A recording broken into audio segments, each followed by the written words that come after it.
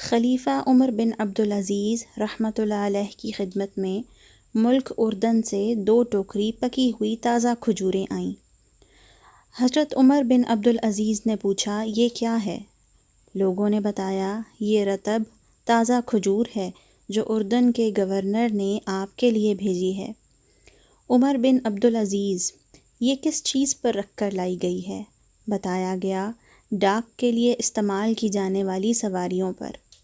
عمر بن عبدالعزیز، ڈاک کی سواریوں کو استعمال کرنے کا میں دیگر مسلمانوں سے زیادہ حقدار نہیں۔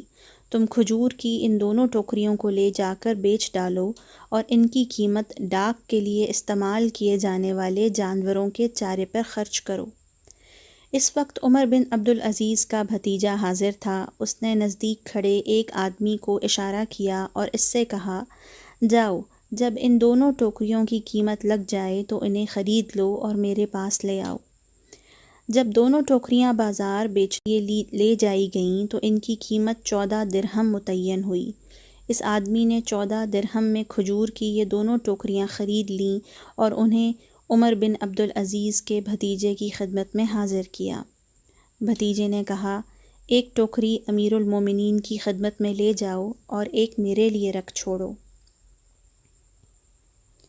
چنانچہ اس آدمی نے کھجور کی ایک ٹوکری حضرت عمر بن عبدالعزیز کی خدمت میں پیش کی۔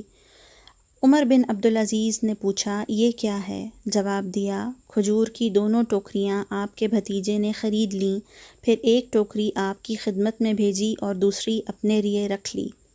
عمر بن عبدالعزیز نے فرمایا، اب میرے لیے اس کا کھانا جائز ہوا۔